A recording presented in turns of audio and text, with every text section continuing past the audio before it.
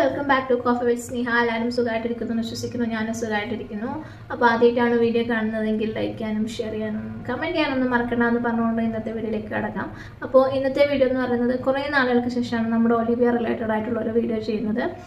വേറൊന്നും കൊണ്ടല്ല, Olivia related ആയിട്ടുള്ള എല്ലാ ഇഷ്യൂസും നമ്മൾ ഓൾറെഡി ഡിസ്കസ് ചെയ്ത് കഴിഞ്ഞിട്ടുള്ളതാണ്. അതുപോലെ തന്നെ അവിടെ നടന്നിട്ടുള്ള എല്ലാ തെറ്റുകളും നമ്മൾ ചൂണ്ടിക്കാണിച്ചിട്ടുള്ളതാണ്. അപ്പം നമ്മൾ വീഡിയോ ചെയ്യുന്ന സമയത്ത് ഒലിവിയെക്കുറിച്ച് വീഡിയോ ചെയ്യുന്ന സമയത്ത് നമ്മൾ ഓൾറെഡി പറഞ്ഞിട്ടുള്ളതാണ്, ഒരു യൂട്യൂബേഴ്സും ഒരിക്കലും ഒലിവിയ എന്ന് പറയുന്ന ഒരു ബിസിനസ് തകർന്നു പോകണമെന്ന് ആരും ആഗ്രഹിച്ചിട്ടുണ്ടായിരുന്നില്ല. നമ്മളെല്ലാവരും പറഞ്ഞിട്ടുള്ളത് അവരെല്ലാ റൂൾസ് ഫോളോ ചെയ്ത് ഇനിയും മുന്നോട്ട് പോവുകയാണെങ്കിൽ പോയിക്കോട്ടെ എന്ന് തന്നെയാണ്. അതിന് ആർക്കും എതിരഭിപ്രായം ഉണ്ടാവില്ല. പക്ഷേ നമ്മളെല്ലാവരും വീഡിയോ ചെയ്തിട്ടുള്ളത് അവിടെയുള്ള കുട്ടികൾക്ക് വേണ്ടിയിട്ടായിരുന്നു. അവിടെ പലതരത്തിലുള്ള ചൂഷണത്തിന് പല കുട്ടികളും ഇരയായിട്ടുണ്ടായിരുന്നു. അപ്പോൾ ആ കുട്ടികൾക്ക് ന്യായമായിട്ടുള്ളത് വാങ്ങിച്ചു കൊടുക്കുക എന്നുള്ളൊരു ഉദ്ദേശത്തോടു കൂടിയാണ് നമ്മളെല്ലാവരും വീഡിയോ ചെയ്തിട്ടുണ്ടായിരുന്നത്. അപ്പോൾ ഈ ഒരു കാര്യത്തിന് വേണ്ടി ഏറ്റവും കൂടുതൽ മുന്നിട്ട് ഇറങ്ങിയിട്ടുള്ള ഒരാളായിരുന്നു അതുൽ ബ്ലോഗ്സിലെ അതുൽ റീസെൻ്റ്ലി ഇട്ടിട്ടുള്ള വീഡിയോസൊക്കെ ഞാൻ കണ്ടിട്ടുണ്ടായിരുന്നു. അപ്പോൾ അതിൽ പറയുന്ന കുറച്ച് കാര്യങ്ങളോട് എനിക്ക് യോജിക്കാൻ പറ്റില്ലെങ്കിലും കുറച്ച് കാര്യങ്ങളൊക്കെ വളരെ ന്യായമായിട്ടുള്ള കാര്യങ്ങളായിട്ടാണ് എനിക്ക് ഫീൽ ചെയ്തിട്ടുള്ളത്. ഞാനിപ്പോൾ ഉള്ളത് നമ്മുടെ ഒലിവിയ ഡിസൈൻസിലാണ്. ഒലിവിയ ഡിസൈൻസുമായി റിലേറ്റഡ് ഞാൻ ഒരുപാട് വീഡിയോസ് ചെയ്തിട്ടുണ്ട്. ഒരുപാടെന്ന് വെച്ച് കഴിഞ്ഞാൽ എനിക്ക് തോന്നുന്നു 10-14 വീഡിയോസ് ചെയ്തിട്ടുണ്ട്. ഇവിടെ ഇന്ന ഇഷ്യൂ ഉണ്ടായ അതുണ്ടായി ഇതുണ്ടായ എന്നൊക്കെ പറഞ്ഞിട്ട് ഒരുപാട് വീഡിയോസ് ചെയ്തിട്ടുണ്ട്. അപ്പോ അവസാനം ലേറ്റസ്റ്റ് ആയിട്ട് ഞാൻ ഇന്നലെ ഒരു വീഡിയോ ചെയ്ത സമയത്ത് ഞാൻ പറഞ്ഞിട്ടുണ്ടായിരുന്നു, ഇവരെന്താ ഈ സ്ഥാപനം പൂട്ടിപ്പോണോ, ഇനി ഇവര് ജീവിതത്തിൽ ജീവിക്കാൻ പാടില്ല, ഇവരല്ലാതെ അടഞ്ഞുകൂടി ആ ഒരു ലെവലിൽ പോകണോ എന്നൊക്കെ പറഞ്ഞിട്ടുള്ള ഒരു രീതിയിൽ ഞാനൊരു വീഡിയോ ചെയ്തിട്ടുണ്ടായിരുന്നു.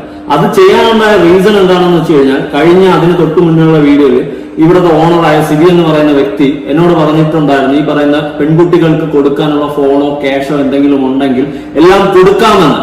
അപ്പോ അതിനെ തുടർന്ന് കുറെ കമന്റ്സും കാര്യങ്ങളും എന്റെ വേറെ പല വീഡിയോസിൽ വന്ന്, നീ എന്താ ക്യാഷ് വാങ്ങിയോ അല്ലെങ്കിൽ നീ കൂപ്പൺ എടുത്തോ എന്നൊക്കെ പറഞ്ഞിട്ട് ഒരുപാട് ചോദ്യങ്ങളും കാര്യങ്ങളും വന്നിട്ടാണ് ഞാൻ ഇന്നലെ ഒരു വീഡിയോ ചെയ്തത്. ശേഷം ഒരുപാട് ആളുകൾ അതിന്റെ കമന്റ് ബോക്സിൽ വന്നിട്ട് അതിൽ ഒലിവിയുടെ അടുത്ത് നിന്ന് പൈസ വാങ്ങി എന്നുള്ള രീതിയിലുള്ള കമന്റ്സുകൾ കണ്ടിട്ടുണ്ടായിരുന്നു. വളരെ നെഗറ്റീവായിട്ടുള്ള ഒരുപാട് കമന്റ്സ് ഇതുപോലെ പൈസ വാങ്ങി എന്നുള്ള രീതിയിൽ കാണാനായിട്ട് പറ്റിയിട്ടുണ്ടായിരുന്നു. അപ്പോൾ എൻ്റെ ഒരു അഭിപ്രായത്തിൽ അതിലൊരിക്കലും ഇങ്ങനെ ചെയ്യുന്ന ഒരാളല്ല എന്ന് തന്നെയാണ് ഞാൻ വിശ്വസിക്കുന്നത്. അങ്ങനെ പൈസ വാങ്ങിക്കുന്ന ഒരാളായിരുന്നെങ്കിൽ അതൊന്ന് നേരത്തെ ഇത് ചെയ്യാമായിരുന്നു. ഈ ഒരു വിഷയത്തിൽ അവിടെ നടന്നിട്ടുള്ള എല്ലാ കാര്യങ്ങളും പുറത്തേക്ക് വന്ന ആളുകളെ അറിയിച്ചിട്ടുള്ള ഒരാളാണ് അത്. എല്ലാ കുട്ടികളുടെ അടുത്തും സംസാരിച്ച് അവരുടെ വിഷമം മനസ്സിലാക്കി അവർക്ക് വേണ്ടി വീഡിയോ ചെയ്തിട്ടുള്ള ഒരാളാണ് അതുൽ. അങ്ങനെയുള്ള ഒരാൾ പൈസ വാങ്ങിക്കുമെന്ന് ഞാൻ വിചാരിക്കുന്നില്ല. അപ്പോൾ അങ്ങനെ പൈസ വാങ്ങാനായിരുന്നെങ്കിൽ നേരത്തെ പൈസ വാങ്ങി വെറുതെ ഇരിക്കാമായിരുന്നില്ലേ. അപ്പോൾ ഇങ്ങനെ നെഗറ്റീവ് കമന്റ് ഇടുന്ന ആളുകളുടെ അടുത്ത് എനിക്ക് പറയാനുള്ളത്, അതുൽ ഈ ഒരു വിഷയത്തിൽ എടുത്തിട്ടുള്ള ജെനുവിനായിട്ടുള്ള എഫേർട്ടിനെ നിങ്ങൾ കാണാതെ പോകരുത് എന്ന് മാത്രമാണ് എനിക്ക് നിങ്ങളുടെ അടുത്ത് പറയാനുള്ളത്. പിന്നെ ഇപ്പോൾ അതിൽ ഇങ്ങനെ സംസാരിക്കുന്നുണ്ടെങ്കിൽ അതിന് അതിൻ്റെതായ റീസൺസ് ഉണ്ട്. അതിലൊരിക്കലും അതിൻ്റെ വീഡിയോസിൽ ഒലിവിയ എന്ന ബിസിനസ് സ്ഥാപനം തകർക്കണം എന്ന രീതിയിൽ സംസാരിക്കുന്നതായിട്ട് ഞാൻ കണ്ടിട്ടില്ല. അതിലെപ്പോഴും പറഞ്ഞിട്ടുള്ളത് ഈ കുട്ടികളെയും കൊണ്ട് ഒലിവിയിൽ പോയി അവർക്ക് വേണ്ട കാര്യങ്ങൾ ചെയ്തു കൊടുക്കും എന്ന് തന്നെയാണ് അതിൻ്റെ എല്ലാ വീഡിയോസിലും പറഞ്ഞിട്ടുള്ളതും. അതുകൊണ്ട് തന്നെയാണ് അതിൽ ഒലിവിയയിലേക്ക് പോയതും. അപ്പോൾ ഈ കുട്ടികള് തലേ ദിവസം അത് വിളിച്ചപ്പോഴേക്കും അവർ വരാമെന്ന് കൺഫേം പറഞ്ഞതുകൊണ്ടാണ് അതിലന്ന് അവിടെ പോയിട്ടുണ്ടായിരുന്നത്. ഇവർക്ക് വരാൻ താല്പര്യം ഉണ്ടായിരുന്നില്ലെങ്കിൽ പിന്നെ എന്തിനാണ് അതിൻ്റെ അടുത്ത് നാളെ വരാമെന്നുള്ള ഒരു പ്രോമിസ് അതിന് കൊടുത്തിട്ടുണ്ടായിരുന്നത്? ഇത്രയും ഹെൽത്ത് ഇഷ്യൂ ഉണ്ടായിരുന്നിട്ട് പോലും ഈ കുട്ടികൾ കൊടുത്ത വാക്കിന്റെ മുകളിലാണ് ഇത്രയും ദൂരം ട്രാവൽ ചെയ്തിട്ട് അതിലവിടെ എത്തിച്ചേർന്നത്. അപ്പോൾ ഇത് നേരെ തിരിച്ചാണ് ചെയ്തിരുന്നെങ്കിൽ നിങ്ങൾ എന്തൊക്കെ പറയായിരുന്നു അതിലിനെ? അപ്പൊ അതിലൊരു ആണായത് കൊണ്ടാണോ നിങ്ങൾക്ക് ഇതിലൊന്നും പറയാനില്ലാത്തത്? ഇവരുടെ വിഷമം കണ്ടിട്ട് അതിന്റെ നേരെ പല പ്രശ്നങ്ങൾ വന്നിട്ട് പോലും ഇവരെ വിശ്വസിച്ച് ഇവരെ കൂടെ നിന്നിട്ടുള്ള ആളാണ് അതില്. എന്നിട്ടാണ് ഇവരിപ്പോ അതിലിനെ ചതച്ചിരിക്കുന്നത്. ഇതിനെ ഒരു രീതിയിലും ന്യായീകരിക്കാനായിട്ട് എനിക്ക് തോന്നുന്നില്ല. ഇവർക്ക് ലേബർ ഓഫീസ് വഴിയാണ് ഡീൽ ചെയ്യേണ്ടിയിരുന്നു എങ്കിൽ അവർക്ക് അങ്ങനെ ചെയ്യാമായിരുന്നു. ആർക്കും ഒരു ബുദ്ധിമുട്ടില്ലായിരുന്നു. പക്ഷെ അങ്ങനെ ഒരു ഡിസിഷൻ എടുത്തിട്ടുണ്ടായിരുന്നെങ്കിൽ അതിൽ ഉറച്ചു നിൽക്കണമായിരുന്നു. അല്ലാതെ വിളിച്ചു വരുത്തി അപമാനിക്കുകയല്ല വേണ്ടത്. നിങ്ങൾ ഏതെങ്കിലും ഒരു ഡിസിഷൻ എടുത്തിട്ടുണ്ടെങ്കിൽ അതിൽ ഉറച്ചു നിൽക്കുക. അല്ലെങ്കിൽ നാളെ നിങ്ങളുടെ കൂടെ ആരും ഉണ്ടായെന്ന് വരില്ല. നിയമപ്രകാരം ഇങ്ങനെ ഒരു ബോണ്ടോ അല്ലെങ്കിൽ ഇങ്ങനെയുള്ള വാചകങ്ങളാൽ എഴുതപ്പെട്ട ഒരു എഗ്രിമെന്റോ ഒരു സാലറി സ്ലിപ്പോ സൈൻ ചെയ്ത് മേടിക്കുന്നത് പോലും തെറ്റാണ്. ഇതിനെ ഒരു സാലറി സ്ലിപ്പ് എന്ന് പറഞ്ഞ് വിളിക്കാവോ എന്ന് പോലും അറിയില്ല. ഒരു പ്രോപ്പർ കമ്പനിയിൽ വർക്ക് ചെയ്തിട്ടുള്ള ആൾക്കാരാണ് നമ്മൾ എല്ലാവരും. ഒരു സാലറി സ്ലിപ്പ് എന്ന് പറയുന്നത് നമ്മുടെ കമ്പനിയിലെ അല്ലെങ്കിൽ നമ്മൾ ജോലി ചെയ്യുന്ന സ്ഥാപനത്തിൽ നമുക്ക് ലഭിക്കുന്ന സാലറിയുടെ ബ്രേക്കപ്പും നമ്മുടെ സാലറിയിൽ നിന്ന് നമ്മൾ ആബ്സെന്റ് ആയിട്ടുണ്ടെങ്കിലോ അല്ലെങ്കിൽ PF ESIC പോലെയുള്ള എമൗണ്ടുകൾ നമ്മുടെ സാലറിന് ഡിഡക്ഷൻ ആവുന്നുണ്ടെങ്കിൽ ആ ഡിഡക്ഷൻ പാർട്ടോ PF നമ്പറോ ESIC നമ്പറോ നമ്മുടെ ഡീറ്റെയിൽ ഇൻ ദ സെൻസ് നമ്മുടെ പേര്, നമ്മുടെ ഡെസിഗ്നേഷൻ, നമ്മുടെ ഡേറ്റ് ഓഫ് ജോയിനിങ്, ഇതൊക്കെ ആയിരിക്കും പ്രധാനമായും ഒരു സാലറി സ്ലിപ്പിനകത്ത് ഉണ്ടാവുക. അല്ലാതെ നിങ്ങൾ ജോലി ചെയ്തില്ലെങ്കിൽ അല്ലെങ്കിൽ നിങ്ങൾ 30 ദിവസം നോട്ടീസ് പീരീഡ് തന്നില്ലെങ്കിൽ ഇതൊന്നും ഒരു സാലറി സ്ലിപ്പിൽ ഒരിക്കലും ഉണ്ടാവില്ല. പ്രോപ്പർ ആയിട്ട് നടക്കുന്ന ഒരു സ്ഥാപനത്തിന്റെ സാലറി സ്ലിപ്പിന്റെ സ്ട്രക്ചർ ഇതൊന്നും ആയിരിക്കില്ല.